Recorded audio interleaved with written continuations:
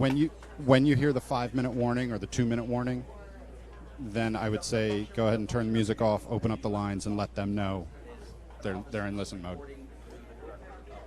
Okay. Thank you. Yes. 202 732 6635. Thank you.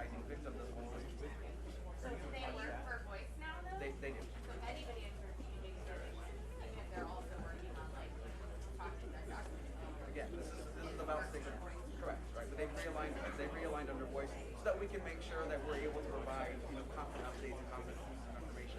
Again, we recognize this is an engagement. So while they But all engagement officers will now be all engagement will be part of voice, Correct. even if they aren't victims of it. But engagement still exists. engagement still exists, correct? But all of its employees are now under voice. Correct. And how many? The CROs, right? The community What relations is the officers. total staffing of voice and how many additional staff? Sure, it's kind of a very, you can see it as a varied approach, sort of a compiled approach. There's 21 community relations officers in the field right now. However, we have also a call center that we're using where that is staffed with other operators who are available there. It's not new, but we've been able to augment. Again, what I explained is that what we want to do is using existing resources that we have here at ICE and to sort of assess the volume and needs. So this is our initial phase. We'll be able to sort of, using the resources we have now, be able to determine what else is needed next. So You're not adding any staff, right? correct. So hold on one second. So the 21 officers that we have, the community relations officers, we also will be working closely with 27 victim assistance specialists. So again, They already existed. existed as well. What was their job before now? To work with victim assistance under Homeland Security investigations to help people who were involved in investigations that were ongoing. What's the difference between what they did before and what this is doing? Again, what I want to make clear is that we are using these existing resources. We're using them to sort of assess volume, and then we're going to make determinations about what needs need to come from Right. from But these. substantively, is there any difference between the work they used to do and the work they were The doing? VASs or the CROs, or the victim assistance specialists or the community relations officers. What do you Well, guys? either one, but I meant the victim. The victim assistance specialists are going to continue working with their investigation that we normally do. Our community relations officers will reach out to the victim assistance specialists if they recognize or if there's a need. If a victim calls and says, "Hey, I really want to talk to someone who has more counseling experience," or maybe they recognize any counseling experience, or they're able to point them to our local resources. They've already established those relationships in our communities. We have 27 of them in all of our field offices across the country, or SACA, our special agent in charge offices. So they've established local resources to help people. So if we can tap into them to sort of help point victims to those same resources that are available, we're absolutely doing it. Victim assistance specialists. Are you just rebranding what you had? They Isn't continue this to work just a design. rebranding of what was already there? No, again, what this is what we recognize that this is stakeholder engagement. So again, I want to be clear, we are using our existing resources to determine sort of what needs there are for next steps and for growth. So we want to make sure we're able to determine the volume of sort of interest we'll get. We'll also make sure that we're able to determine what resources we need to grow this office further based upon the needs of people who call us. Well, Richard, when did you get 27? I mean, just a few years ago, you had like one person. It was a part-time job. So. I don't know. I can get back to you with that, but we do have them at every field office now. So.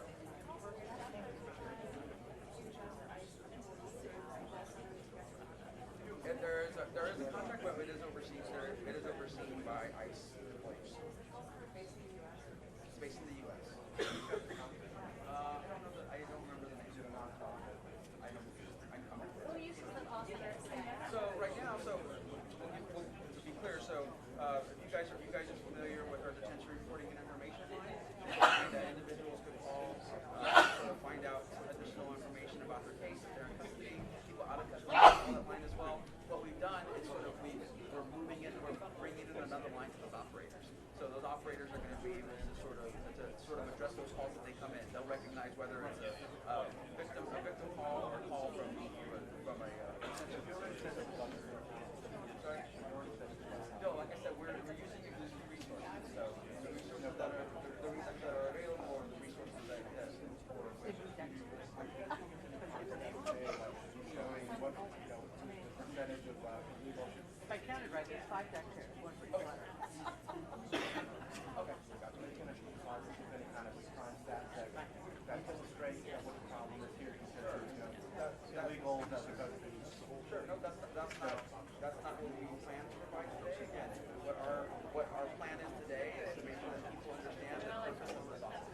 purpose of the, I don't have a I don't know.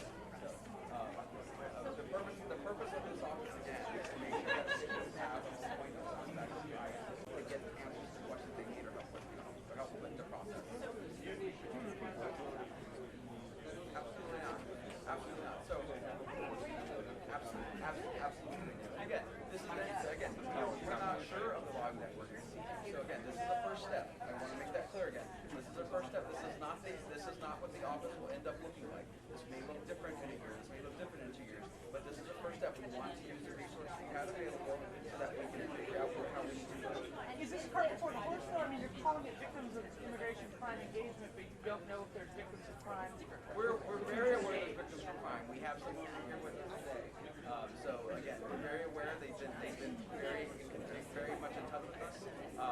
But they're doing the same thing today that they did last week. I mean, if I understand you correctly, again, the employees are doing the exact same the thing. point of this office is to make sure that victims understand they have a place to go. I think what the president wanted to make clear is that the victims did not previously know where to go to contact. We are making it known that our community relations office, we're starting 1-800 toll-free number that makes clear that they can call them to figure out what type of help they need. It's about making sure these families have access to guys.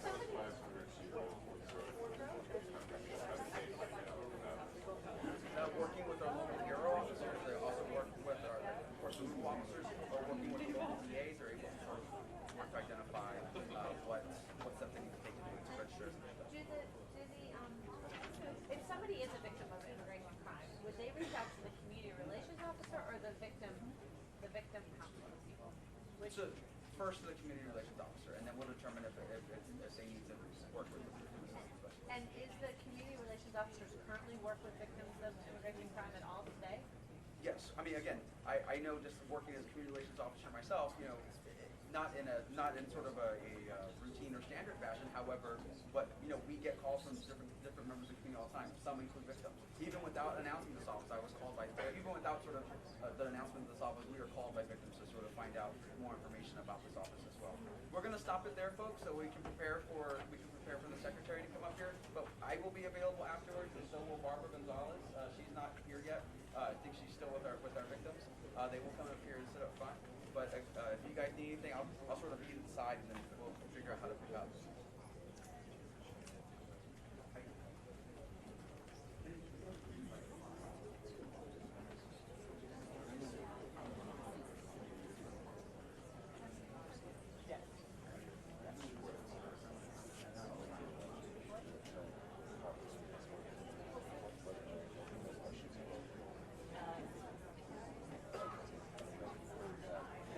Every day gets better and better. Yeah, this is a little Q&A.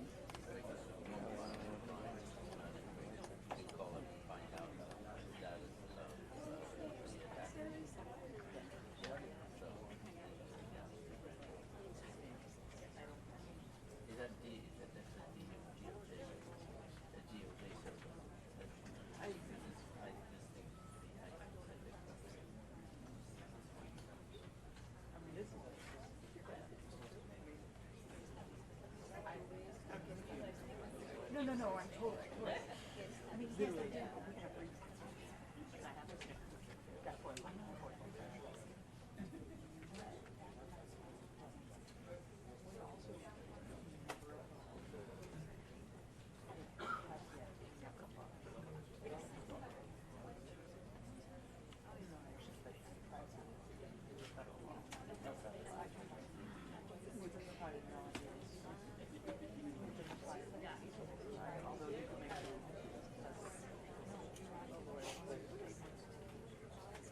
I think there's some privacy for visa license, but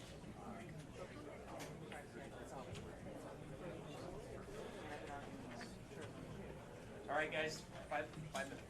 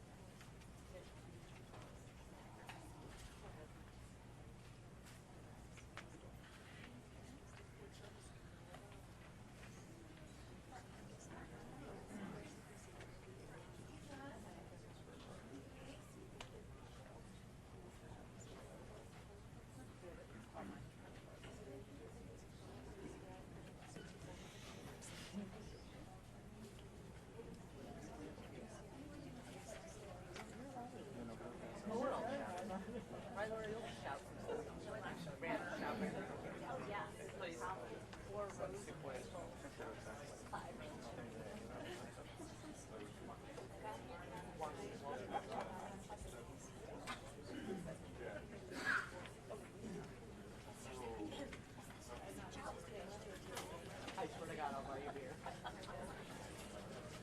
Hell, I'll buy you two. Getting better.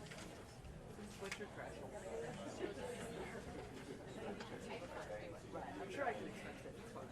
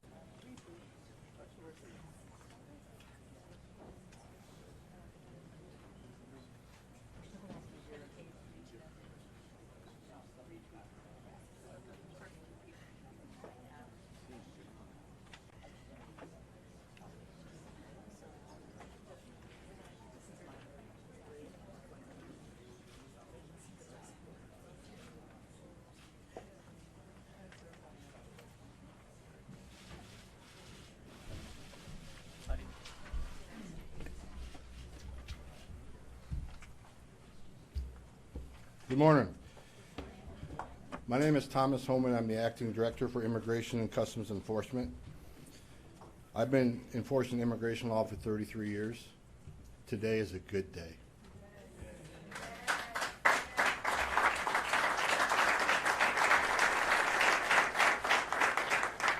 I want to thank you for everybody coming today. I would like to welcome everybody here to witness the launch of the new Voice office.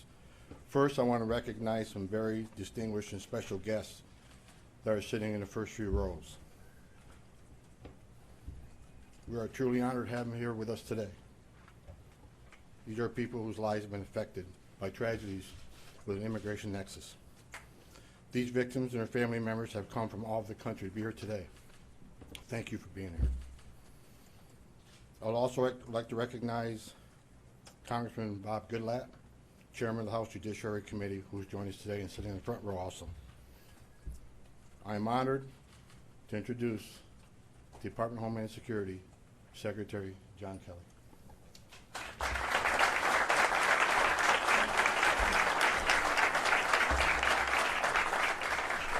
Thanks, Tom. I'd like to start by saying, first and foremost, that what we are doing here today, there's nothing but goodness in what we're doing here today in establishing this office, particularly as it's an outreach to the victims of these crimes.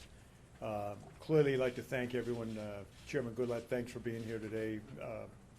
Family members, to say the least, my heart goes out to you, and I do, in fact, understand what you've been through. I'd like to thank all of the victims' families from across the nation, as represented by you that are here today, to help us shine a light on a very important group of Americans, that is the victims of these crimes. We are opening an important office today as part of the ICE family. We call it the Voice Office, the Victims of Immigration Crime Engagement. ICE created the Voice Office in response to our President's executive order entitled Enhancing Public Safety in the Interior of the United States. But the name fits. We are giving people who are victimized by illegal aliens for the first time a voice of their own. All crime is terrible, but these victims, as represented here, are unique, and they're all too often ignored. They are casualties of crimes that should never have taken place because the people who victimized them should never have been here in our country. These crimes in many ways were preventable, but because of years and years of policies complicating immigration and enforcement efforts and a politically correct approach to public safety, there are mothers who will never again receive a Mother's Day card from a son. There are husbands who will never again kiss their wives. There are children who will never get to graduate from high school. These victims of illegal aliens aren't data points, they're people. And they and their families deserve to be treated fairly. They are people like Brandon Mendoza, a police sergeant in Mesa, Arizona, who served his community with pride. His mother, Mary Ann Catherine Mendoza, is here with us today. Brandon volunteered with the Grant Woods Boys and Girls Club, fostered dogs, and made friends everywhere he went. On May 12th, 2014, Officer Mendoza was finishing his shift in driving home when he was killed by a drunk driving illegal alien. Officer Mendoza, to me, would be just a kid, 32 years old. The perpetrator had 3 times the legal limit of alcohol in his system. He had been arrested 20 years earlier and pleaded guilty to a criminal conspiracy charge, but he was given a lenient sentence, and instead of being removed, he was released back into the community. This should never have happened. While we can never fully heal these families, we can give them a voice. As President Trump said in his address at DHS headquarters during the first week of his administration, we hear you, we see you, and you will never, ever be ignored again. With the creation of the Voice Office, ICE will support victims and their families in the aftermath of a crime committed by an illegal alien.